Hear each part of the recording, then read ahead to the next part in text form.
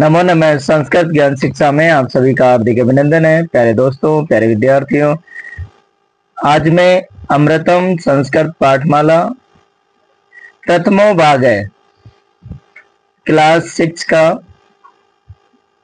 Chapter number first लेकर के आया हूं साथियों, जिसमें दे रखा है पुनरावृत्ति। क्या दे रखा है? पुनरावृत्ति। तो देखिए साथियों, यह लिखा हुआ है, यानी आप संस्कृत की वर्णमाला से परिचित होंगे और संस्कृत वर्णमाला में 13 स्वर और 33 व्यंजन होते हैं। यानी संस्कृत की जो वर्णमाला है उसमें प्यारे विद्यार्थियों 13 स्वर है और 33 व्यंजन होते हैं, जो यानी त्रयोदश और त्रयस त्रिंशत यदि हम संस्कृत में बात करें तो। स्वर वर्ण कौन कौन से हैं? ए, आ, ई, ऐ, उ, औ, री, बड़ी री, ली, ए, ऐ, ओ, औ। ये व्यंजन वर्ण है जो 33 होते हैं। इसमें कैसे लेकर के साथ ही जो मैतक है ये स्पर्श वर्ण कहलाते हैं, जो 25 होते हैं। पंचविंशति वर्णा संति स्पर्श वर्णा हो। ये र ल व, लेकिन जो अंत्यस्थ वर्ण है ये व र, संस्कृत में जो होता है ये व र ल व होता है, लेकिन यहाँ दे रखा है ये र ल और व। ऊष्म वर्ण है स है। आगे दे रखा है, इनके अतिरिक्त 2 अयोगवा भी होते हैं जो अनुस्वार होता है। देखिए प्यारे विद्यार्थियों, ये अनुस्वार है और विसर्ग है। ये वर्णमाला में कुछ संस्कृत वर्ण भी होते हैं। संयुक्त वर्ण 2 या अधिक अक्षरों से मिलकर बनते हैं, जैसे क और स से क स प्लस अ यानी छ छतरी वाला, और द ये अ दे, द ध और अ तो ध, स और री तो श्री। तो ये संयुक्त में नहीं आएंगे, लेकिन ये जो आपके दे रखे हैं यहाँ पर देखिए, त प्लस र प्लस अ तो त्र, ज प्लस ये प्लस गे तो गे, स और र और आ मिलकर श्र बनता है ल और तो हल, इस तरीके से बनता है। यानी इस तरीके से है साथियों, तो है और ल का संयोग होगा इसमें। और ये दे रखा है आपके यहाँ पर देखिए, है व और है तो हव, इस तरीके से हो जाएगा। वर्ण वियोजन तथा संयोजन, यानी वर्ण वियोजन का मतलब होता है कि प्यारे विद्यार्थियों जुड़े हुए वर्णों को अलग अलग करना वर्ण वियोजन होता है, और अलग अलग हुए वर्णों को जोड़ना वर्ण संयोजन कहलाता है। यानी जो जुड़े हुए शब्द हैं उनको अलग अलग करना तो क्या होता है? वर्ण वियोजन होता है, और अलग अलग वर्णों को जोड़ना क्या हो जाता है? वर्ण संयोजन हो जाता है। यह दे रखा है वर्ण वियोजनम पुत्र है। तो देखिए, किसी व्यंजन में से स्वर को निकालेंगे तो व्यंजन क्या हो जाएगा? आधा हो जाएगा। तो देखिए प, और उ, त, र और अ, तो त और र मिलकर के तो त्र बन जाएगा। क्या बन जाएगा? पुत्र हो जाएगा।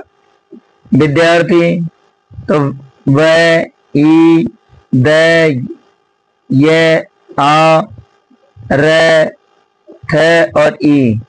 यानी ये इस प्रकार से वर्ण वियोजन होगा, जो वर्णों यानी जुड़े हुए वर्णों को अलग अलग करना वर्ण वियोजन हो जाएगा। और ये दे रखा है यहाँ पर वर्ण संयोजनम। वर्ण संयोजनम का क्या हो जाएगा? जैसे यहाँ लिखा हुआ है द और ई दी, तो क और स बनेगा और आ होगा दीक्षा। जैसे क और री प आ कृपा, यानी ये होता है प्यारे विद्यार्थियों वर्ण संयोजनम। यानी जुड़े हुए वर्णों को अलग अलग करना वर्ण वियोजन होता है, और अलग अलग वर्णों को जोड़ना वर्ण संयोजन होता है। अब यहां दे रखा है लिंग, वचन एवं पुरुष। संस्कृत में 3 लिंग होते हैं प्यारे विद्यार्थियों, पुल्लिंग, स्त्रीलिंग और नपुंसक लिंग। पहले हम पढ़ने जा रहे हैं पुल्लिंग है। पुरुष जाति का बोध कराने वाले शब्द पुल्लिंग होते हैं। यानी जो शब्द पुरुष जाति का बोध कराते हैं वो क्या कहलाते हैं? पुल्लिंग शब्द कहलाते हैं। जैसे बाल है, बालक है, सिंह है, शेर, वृक्ष है, पेड़। नीचे दे रखा है स्त्रीलिंग। जो शब्द स्त्री जाति का ज्ञान कराते हैं वे स्त्रीलिंग कहलाते हैं। यानी जो शब्द है वो स्त्री जाति का ज्ञान कराते हैं वे क्या कहलाते हैं? स्त्रीलिंग कहलाते हैं। जैसे यहां हो जाएगा बाला, बालिका, आजा, बकरी, लता, लता या वेल। ठीक है। नपुंसक लिंग। जो शब्द स्त्री जाति तथा पुरुष जाति से भिन्न वस्तुओं व व्यक्तियों का बोध कराए वे नपुंसक लिंग कहलाते हैं। यानी जो शब्द स्त्री जाति तथा पुरुष जाति से भिन्न वस्तुओं या व्यक्तियों का बोध कराए वो क्या होते हैं? नपुंसक लिंग होते हैं। जैसे फलम, क्या दे रखा है? फलम, फल, दुग्धम, दुग्ध यानी दूध, पात्रम, बर्तन। और यहां दे रखा है साथियों वचन। वचन व्यक्तियों या वस्तुओं की संख्या को सूचित करते हैं। सभी प्रकार के शब्दों के 3 ही वचन होते हैं। यदि प्यारे विद्यार्थियों हम संस्कृत में वचन की बात करें तो वचन 3 होते हैं, एक वचन, द्विवचन और बहुवचन। यहां लिखा हुआ है एक वचन। देखिए स्पष्ट कर रखा है ना। यहाँ एक बालक है तो ये देखिए बाल है यानी एक बालक। बालो, औ की मात्रा आ रही है तो बालो यानी 2 बालक है। बालहा तो 3 बालक। कहने का मतलब ये ध्यान में रखना, एक बालक के लिए एक वचन का प्रयोग, 2 बालक के लिए द्विवचन का, और 2 से अधिक जितने भी होंगे वो सारे किस में आ जाएंगे? बहुवचन में आ जाएंगे। जैसे लता, एक लता, लते, 2 लताएं, और लता 3 लताएं। आगे दे रखा है यहाँ पर नपुंसक लिंग दे रखा है। फलम, एक फल, फले, 2 फल, और फलानी 3 फल। पुरुष, संस्कृत भाषा में भी 3 ही पुरुष होते हैं। यानी संस्कृत भाषा में लिंग 3 और वचन 3 और पुरुष 3। प्रथम, मध्यम तथा उत्तम। यानी बोलने वाला व्यक्ति सदा उत्तम पुरुष होता है। यानी जो स्वयं वक्ता होता है प्यारे विद्यार्थियों वो क्या होता है? उत्तम पुरुष होता है। और उसके लिए यानी स्वयं वक्ता, जैसे मैं बोल रहा हूं कि अहम संस्कृतम पाठयामि, यानी मैं संस्कृत पढ़ाता हूं, उसके लिए सदा अहम, आवाम और वयम का प्रयोग होता है। सुनने वाला व्यक्ति सदा मध्यम पुरुष कहलाता है। यानी जो व्यक्ति सुनने वाला होता है वो हमेशा मध्यम पुरुष कहलाता है। उसके लिए त्वम, युवाम, यूयम का प्रयोग होता है। जिसके विषय में बात की जाती है वह प्रथम पुरुष होता है। यानी जिस व्यक्ति के विषय में, यानी जिसके विषय में बात की जाए वो प्रथम पुरुष होगा। इसे हम साथियों अन्य पुरुष भी कहा जाता है। इसमें संज्ञा पदों जैसे बाले, बालो, बाला या सर्वनाम पदों से, तो, ते आदि का प्रयोग होता है। आगे देखिए मूल्यांकन यानी असेसमेंट है। इसमें जो अभ्यास कार्य कर सकते हैं इसको हम स्वरान व्यंजनानि च पृथक् कुरुते। इसमें कह रखा है कि स्वरों व व्यंजनों को अलग कीजिए। यानी ये जो यहाँ से और यहाँ तक जो ये वर्ण दिए हुए प्यारे विद्यार्थी, इसमें क्या करना है कि जो स्वर वर्ण है वो यहाँ लिखने, और व्यंजनानि व्यंजन वर्ण यहाँ लिखने। इसमें देखिए मैंने ओ, री, ई, ली, ए, आई, औ, आ, औ, ए, ये स्वर वर्ण है। और व्यंजनानि क, व, ज, ब, य, ह, ल, स, छ और ड, ये क्या हो जाएंगे? व्यंजन वर्णानि। अब देखिए हमने जो अभी पढ़ा था कि वर्ण संयोजनम कुरुते, यानी वर्ण संयोजन, यानी जो वर्ण अलग अलग है उनको जोड़ना तो वर्ण संयोजन होगा। जैसे देखिए क में री को मिलाया क्री, और ए को प में मिला दिया पै पूरा हो जाएगा, और ए को न में मिला दिया न पूरा हो जाएगा, विसर्ग वैसे हो जाएगा, क्या बन जाएगा, कर्पण है। इसी तरीके से वह कोई में मिला है वी, और द और वह में संयोग हो जाएगा, और आ मिला दिया और न, तो क्या बनेगा, विद्वान। छ और तय और रह मिलकर त्रय बनता है, तो मैं हो जाएगा, छत्रम हो जाएगा। श्रीमती में क्या होगा, स और रह मिलकर श्री होता है, और बड़ी ई है तो श्री हो गया, मैं और तय में बड़े श्रीमती हो गया। उज्ज्वलम, यानी इन दोनों के मध्य में संयोग हो जाएगा, इधर भी व्यंजन इधर भी व्यंजन, तो इन तीनों में संयोग हो जाएगा, ठीक है। तो ये बनेगा उज्ज्वलम।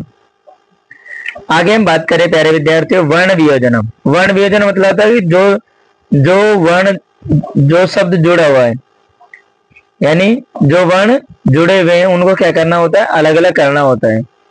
जैसे कर्सका लिखा हुआ है, तो देखिए क और री को निकाल दिया, यानी ध्यान में ये रखना, यदि किसी व्यंजन में से स्वर को निकाला जाता है तो वो व्यंजन क्या हो जाता है, आधा हो जाता है, अर्थात उसमें अलंत लग जाता है। ये अलंत का चिन्ह है नीचे, है ना, ध्यान देना थोड़ा। इस तरीके से ये होगा। और आगे देखना, शुद्धम विकल्पम चिन्हता है, यानी शुद्ध विकल्प चुन करके लिखे। कति पुरुषा भवंती, यानी कितने पुरुष होते हैं, एक दो तरीय, तो तीन पुरुष होते हैं ना, प्रथम पुरुष, मध्यम पुरुष, उत्तम पुरुष। सिंगो इति पदे अस्ति, अब मैंने कहा था ना सिंगो, यानी औ की मात्रा सिंगो, तो द्विवचन हो गया। माला इति पदम अस्ति, यानी माला पद कौन सा है, पुल्लिंग, स्त्रीलिंग, नपुंसकलिंग, तो क्या होगा, स्त्रीलिंग हो जाएगा ना। संस्कृत भाषायाम स्वरा संत, यानी संस्कृत भाषा में स्वर होते हैं, कितने होते हैं, 13 होते हैं, त्रयोदश है। लृ इति वर्ण अस्ति, यानी लृ जो वर्ण है, जब ध्यान देना प्यारे विद्यार्थियों, ये जो लृ है, ये जो वर्ण होगा, ये स्वर वर्ण होता है, ध्यान में, ठीक है।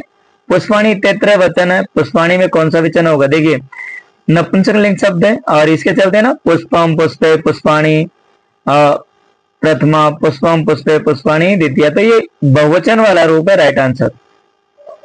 वह वर्ण अस्ति, यानी वह वर्ण होता है, तो वह देखिए ये वह र, तो अंत्यस्थ वर्ण हो जाएगा। है वर्ण होता है, उसमें है, यानी स है, ये क्या हो जाएगा, उसमें वर्ण हो जाएगा। पदानी वचनानुसारम विभज्य लिखता है, पदों को वचनों के अनुसार विभाजित करके लिखिए। ये जो पद दिए हुए हैं, इनको क्या करना है कि एक वचन वाले को इसमें लिखना है, द्विवचन वाले को इसमें लिखना है, और बहुवचन वाले को इसमें लिखना है। एक वचन में बालः, वृद्ध है, पुष्पम, मयूर है, रेखा, मृग है, मीन है, ठीक है, मछली होता है। जैसे अजय, फले, कसको, सुको, रसने, मूसको, रमे, यहाँ दे रखे हैं। बहुवचन में गजाह, नक्षत्राणी, लता, चक्राणी, अंबा, मंडूका, दोला। दोला क्या अर्थ होगा, झूला। इसमें दे रखा है प्यारे विद्यार्थियों, शुद्ध वर्ण वियोजनम चिन्होते, यानी शुद्ध वर्ण वियोजन चुनना। देखिए भूमि है तो भूमि का क्या होगा, ब, और औ तो भू, मैं से निकाल दिया, तो ये होगा राइट आंसर इसका, ठीक है। मूर्ख का क्या होगा, यानी मैं और औ, क्योंकि बड़े ओ की मात्रा है, और र, ख और ए के बाद विसर्ग है, तो ये राइट आंसर हो जाएगा इसका। घृणा, घृणा का क्या हो जाएगा, ग, री, न और आ, तो क्या बन जाएगा, घृणा हो जाएगा, तो ये हो जाएगा वर्ण वियोजनम। पल्लव है, पल्लव के ध्यान देना, प ए हो गया तो प, और डबल है तो इनमें दोनों में सहयोग हो जाएगा, और यहाँ ए दे रखा इसमें मिल जाएगा, हलंत हट जाएगा, वह और ए, तो ये बनेगा पल्लव है। आगे दे रखा पुत्र है, तो प उ, यानी छोटे उ की मात्रा है, तो देखिए पु और तय और रह मिलकर के त्रय बनता है, और हो जाएगा, तो क्या बन जाएगा, पुत्र है। ज्ञानम, जय और ये मिलकर के ज्ञा बनता है, स, प्यारे विद्यार्थी ध्यान देना। और आ स्वर मिल जाएगा, तो क्या बनेगा, ज्ञा, ए को इसमें मिला दो, न पूरा हो जाएगा, बचा क्या मैं, तो क्या बन जाएगा, ज्ञानम। इस प्रकार आज हमने अमृतम संस्कृत पाठमाला का पाठ प्रथम कंप्लीट किया है।